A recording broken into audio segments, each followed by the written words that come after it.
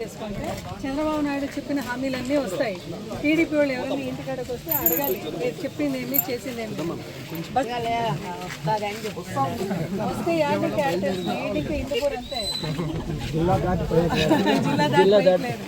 విజయవాడ నుంచి రావాలా ఇక అట్లానే చేసుకుంటాయి.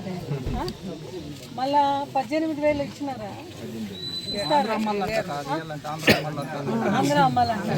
తెలిసిందే ఏమన్నాడు అచ్చెన్నాయుడు నిన్న? ఏమన్నాడంటే ఆడవాళ్ళకి 1,500 ఇవ్వాల నెలకంటే ఆంధ్ర అమ్మాలంట. అంటే ఎలక్షన్కు ముందు వీళ్ళకి తెలియదు ఆంధ్ర అమ్మాలని. ఇప్పుడు అదే జగన్మోహన్ రెడ్డి గారు అట్లా కాదు, చెప్పాడంటే అట్లా ఉంటుంది.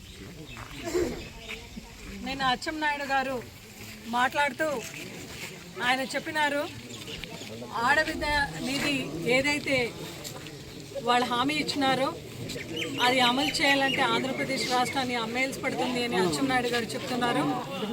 ఏదేమైనా కూడా అచ్చెన్నాయుడు గారు ఎప్పుడు కూడా నిజమే మాట్లాడుతుంటాడు.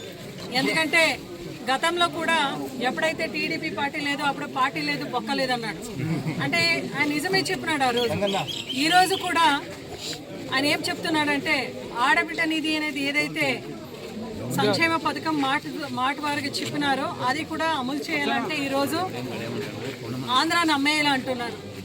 అంటే ఒక మాట అడుగుతున్నాను, కూటమి ప్రభుత్వం వాళ్ళు ఎలక్షన్కు ముందరైతే ఊరు వాడ పవన్ కళ్యాణ్ అయితే ఏమి, అదేవిధంగా లోకేష్ గారు అయితే ఏమి, బీజేపీ వాళ్ళు అయితే ఏమి, చంద్రబాబు నాయుడు గారు అయితే ఏమి ఊరు వాడ చెప్పుకుంటూ వచ్చినారు. జగన్మోహన్ రెడ్డి గారికి ఎక్కువగా సంక్షేమ పథకాలు మేము ఇస్తాం, ఇంకా మెరుగ్గా చేస్తామన్నారు. మనిషి అనేవాడు ఆశాజీవి కాబట్టి నమ్మినాడు. ఒక అవకాశం ఇస్తామని ఒక అవకాశం ఇచ్చినారు. అవకాశం ఇస్తే కూటమి ప్రభుత్వాలు ఏం చేస్తున్నారంటే రైతు భరోసా అనే పేరు మార్చి అన్నదాత సుఖీభవ అని చెప్పినారు. ఇప్పటికే రైతులందరికీ కూడా 40,000 బకాయిలు పెట్టినారు. అంటే పోయిన సంవత్సరం 20,000, ఈ సంవత్సరం 20,000. ఎక్కడ కూడా రైతులకు, మామిడి రైతులు కానీ, తంబాకు రైతులు కానీ, అదేవిధంగా వరి పంట కానీ, అదేవిధంగా కందిపప్పు ఎక్కడ పడిపోయిన రేట్స్ ఎక్కడ కూడా గవర్నమెంట్ అనేది ఇంటర్వెన్షన్ చేసుకుంటూ వాళ్ళకి రైతులకి న్యాయం చేసిన పాపానికి పోలేదు.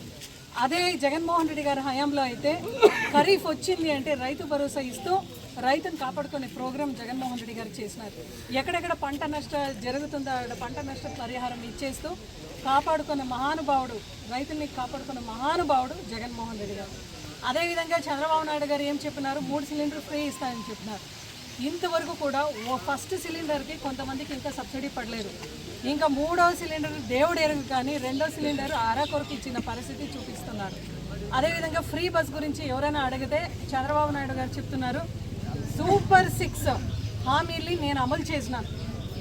ఎవరైనా దీని గురించి మాట్లాడితే వాళ్ళ నాలుక మందా అంటారు. ఎవరు? చంద్రబాబు నాయుడు. మళ్ళా ఇంకొక వైపు అచ్చెన్నాయుడు గారు ఏం చెప్తారు, అన్నీ చేసేసాము, ఆడబిడ్డ నిధి మాత్రం ఇవ్వలేదు అంటారు. చంద్రబాబు నాయుడు గారు మిమ్మల్ని ఒక మాట అడుగుతున్నాను, ఇప్పుడు అచ్చెన్నాయుడు గారు నాలుక మంద అన్నట్లే కదా, అని ఒప్పుకున్నాడు కదా. మిమ్మల్ని విమర్శ చేసేకి అవతల పార్టీ వాళ్ళు వద్దు, అచ్చెన్నాయుడు గారే మిమ్మల్ని విమర్శ చేసి ఈరోజు మాట్లాడుతున్నారు. ఇది ప్రజలందరూ కూడా గమనించాలి. నిరుద్యోగ వృత్తి ఇస్తానని చెప్పినారు చంద్రబాబు నాయుడు గారు 3,000.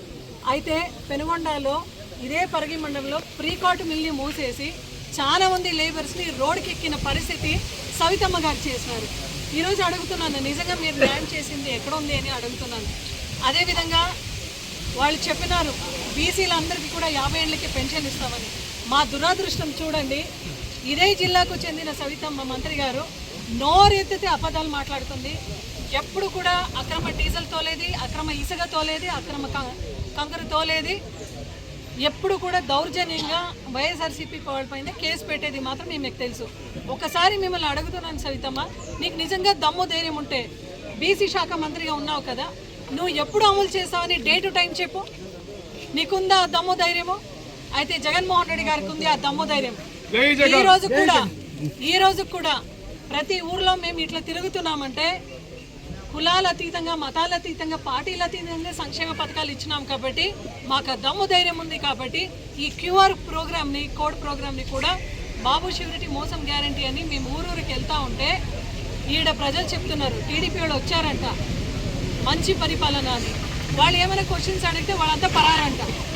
నాకున్న సమాచారం మేరకు పరిపాలన మంచి పరిపాలన అని టీడీపీ ఎమ్మెల్యేలు కూటమి ఎమ్మెల్యేలు ఎక్కడెక్కడ గ్రామాల్లో వెళ్తున్నారో అది వెళ్ళినది చాలా తక్కువ మంది అంట. వెళ్తే అడుగుతారంట జనాలందరూ, ఏమ్మా ఇది చెప్పినారు ఇది ఇవ్వలేదంటే వాళ్ళ భయంతో ఊర్లో రావడేమో మానేశారంట.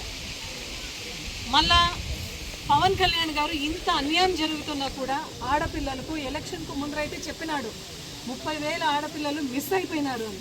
ఈరోజు మీరు డీసీఎంగా ఉన్నారు కదా, ఎందుకు ఎంక్వైరీ చేయట్లేదు? ఆ 30,000 ఆడమంది మిస్ అయ్యిండే వాళ్ళు ఎక్కడున్నారని మీరు కనిపెట్టండి, చెప్పండి. మీరు ఎంతమంది ఆడపిల్లల పైన అత్యాచారాలు జరిగినా వాళ్ళకు అవమానాలు జరిగినా ఇంతవరకు కూడా మీరు మాట్లాడలేదు పవన్ కళ్యాణ్ గారు. అసలు ఏం జరుగుతూ ఉంది ఈ రాష్ట్రంలో? మీరు మాత్రము ఎప్పుడు చూసినా కూడా నిన్ననో మొన్ననో ఒక ఫిలిం డైలాగ్ చెప్పినారు, వైఎస్ఆర్సీపీ వాళ్ళ గురించి మాట్లాడుతూ చెప్పినారు, మీ తాట తీస్తా, తొక్కేస్తా, అది చేస్తా, ఇది చేస్తా, స్తా అంటుంటారు. అయితే అసలు మహిళల గురించి మీరు ఎందుకు మాట్లాడడం లేదు? మీ స్వంత పార్టీ వాళ్ళపైన, జనసేన పార్టీ వాళ్ళపైన టీడీపీ వాళ్ళు దాడి చేస్తే మీ పార్టీ కార్యకర్తల్ని రక్షించే మాట కూడా మీరు మాట్లాడలేదు. అసలు మీ పార్టీ ఉందా లేదా, లేదంటే మీరు చంద్రబాబు నాయుడు గారు డైరెక్షన్లో నడుస్తున్నారా? బీజేపీని ఇప్పుడు నడిపిస్తా ఉండేది పురంధేశ్వరి గారు నడిపిస్తున్నారు. మీరు కూడా ఒక ఆడమనిషి కదమ్మా. మీరు ఎందుకు అచ్చెన్నాయుడు గారు మాట్లాడుతుంటే మీరు అసలు ఒక్క స్టేట్మెంట్ కూడా ఇవ్వకుండా, పురంధేశ్వరి గారు మీరు ఎలా ఉంటున్నారు? మీరు కూడా ఒక ఆడమనిషిగా మీకు బాధ్యత లేదా? కూటమి ప్రభుత్వంలో మీరు పాల్పంచుకోలేదా? మళ్ళీ ఈరోజు మీరు చెప్తున్నారు ఆంధ్రప్రదేశ్ని అమ్మేస్తేనే మనము ఈ ఒక సంక్షేమ పథకాలని నెరవేరుస్తామని. మా జగన్మోహన్ రెడ్డి గారు ఎప్పుడు కూడా అలా చెప్పలేదు. మీకినే ఎక్కువ సంక్షేమ పథకాలు హామీ ఇచ్చినాం కదా, డేటుతో పాటు మేము నెరవేర్చినాం కదా, ఎక్కడ కూడా వెనకడుగు వేయలేదు కదా. ఈరోజు టీడీపీ ఎమ్మెల్యేలు వెనక మాట్లాడి టీడీపీ నాయకుల ఇంటికి కూడా సంక్షేమ పథకం ఇచ్చిన సంక్షేమ సామ్రాట్ జగన్మోహన్ రెడ్డి గారని గర్వంగా చెప్పుకుంటున్నాం. అభివృద్ధి సామ్రాట్ జగన్మోహన్ రెడ్డి గారని మేము చాలా గర్వంగా చెప్పుకుంటున్నాం.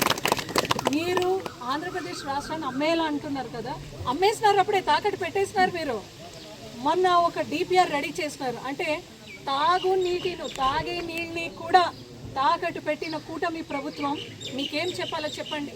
ఒక డిపిఆర్ని రెడీ చేసి తాగే నీళ్ళని కూడా తాకట్టు పెట్టి మీరు లోన్ తెచ్చినారు.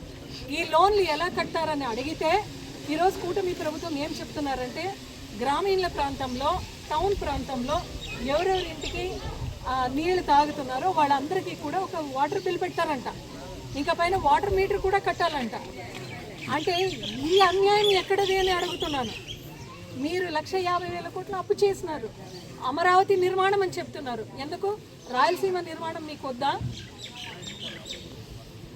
అలాగే శ్రీకాకుళం అట్లా వెనకబడిన జిల్లాలు కూడా మీరు ముందుకు తీసుకురావాలి కదా. కేవలం ఒక అమరావతి పైన మీరు దృష్టి పెడితే సంక్షేమ పథకాలు ఏం కావాలి, అభివృద్ధి ఏం కావాలి? అభివృద్ధి అంటే జగన్మోహన్ రెడ్డి గారు, సవితమ్మ ఈడ 2-3 రోడ్ వేసి మేము అభివృద్ధి చేస్తామంటా ఉందామె. ప్రతి విలేజ్లో వెళ్ళండి. మహాత్మా గాంధీజీ గారు ఏ మాట అయితే చెప్పినారో, విలేజ్ నుంచి గవర్నెన్స్ జరగాలని మేము సచివాలయం కట్టినాం, మేము ఆర్బీకేలు కట్టినాం, మేము వైఎస్ఆర్ క్లినిక్లు కట్టినాం. ప్రతి ఒక్క పంచాయతీ లెవెల్లో చూస్తే అభివృద్ధి అంటే జగన్మోహన్ రెడ్డి గారు. ఆ అభివృద్ధిని చూడండి మీరు. ఈరోజు మీరు ఏదైతే అమ్మఒడి అని పేరు మార్చి తల్లికి వందనం ఇస్తున్నారో అది జగన్మోహన్ రెడ్డి గారు మానస పుత్రిక. మీరు 14 ఏళ్ళు ముఖ్యమంత్రిగా ఉన్నారు, బట్ ఎప్పుడు కూడా మీరు ఇది ప్రవేశం పెట్టలేదు. జగన్మోహన్ రెడ్డి గారు అమ్మఒడి తెచ్చి ప్రతి ఇంటికి కూడా, ప్రతి స్టూడెంట్కి కూడా ఎలిజిబుల్ ఉండే వాళ్ళకి 15,000 డబ్బులు ఇచ్చి వాళ్ళని నడిపిస్తే మీరు దాన్ని పేరు మార్చి తల్లికి వందనం అని చెప్పి నీకు 15,000 నీకు 15,000 అని చెప్పి అరకొరకు ఇచ్చి ప్రోగ్రామ్ చేసి ఈరోజు మేము అన్నీ ఇచ్చేసినాం. మాట్లాడేవాళ్ళు 4 మంది అంటే ఇంకా అచ్చెన్నాయుడు గారు 4 మంది అయినట్లా కాదా? అంతే కదా. దీన్ని మేము మాట్లాడితే, దీన్ని మేము ప్రశ్నిస్తే తీసుకొని పోయి కేసులు పెట్టి జైల్లో పెడతారు. ఈ అక్రమ కేసులు కానీ, ఈ జైలు పెట్టడం కానీ, అదేవిధంగా కేసులు బరాయించడం కానీ ఏ ఒక్క వైఎస్ఆర్ నాయకులు ఖచ్చితంగా దీని గురించి మేము భయపడము.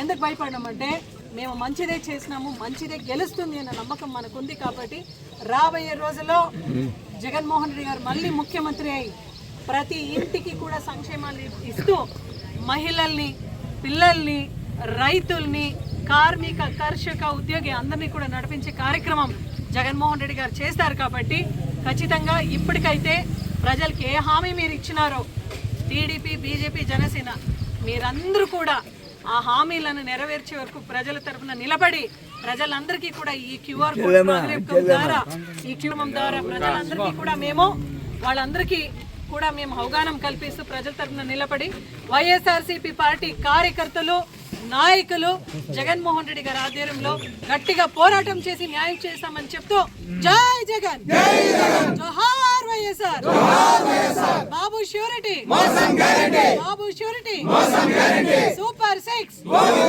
సూపర్ 6 వెంటనే అమలు చేయాలి, సూపర్ 6 ని, సూపర్ 6 జై Jagan. Fees reimbursement! Fees reimbursement!